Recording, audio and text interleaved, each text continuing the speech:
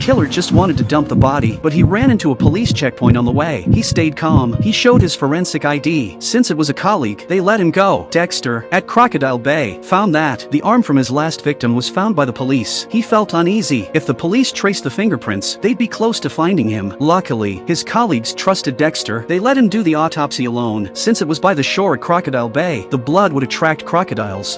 Bon appetit. With a scream from the shore, Dexter started his act. Morgan! What happened? Alligator came out of nowhere. I'm lucky I got out of the way in time, but it took the arm. The severed hand, key evidence, went into the crocodile's stomach. The female officer was angry. He could have died, Detective. Luckily, his colleague was on his side. Since the evidence was gone, the murder case was no longer a threat. Dexter got away, but there was still a body in his car. Feeding it to the crocodiles again was too risky, so he had to find another way. The next day, Dexter took the body to the outskirts early. It was Miami's largest waste facility. Just toss the body into the truck, whether it gets burned or buried. In 3 hours, the body would be gone in the trash, but using the landfill was just a quick fix. Dexter needed to pick a better place for future disposal. He thought about Coral Gables, but there were too many nosy old people. South Beach wouldn't work either. Too many tourists there. Biscayne Bay was perfect, but Dexter would need to buy a boat. But being an intern, he didn't have the money. Dexter dove into the archive room. He hoped to learn body disposal tips from his seniors. Some turned bodies into bone sculptures, but that skill was long gone. He couldn't learn it anymore. Some fed bodies to their dogs, but Dexter didn't have pets at the moment, so he skipped that idea. There was a method from the clown killer. Bury people in the backyard dirt, but if the hole wasn't deep enough, it would start to smell, and Dexter didn't want his family to find out. It seemed all his predecessors' methods had flaws, so he asked the experienced detectives for advice. But as they were talking, the mood outside the police station suddenly turned serious. It turned out a finger had been sent to the station, and it was the sheriff's son's finger.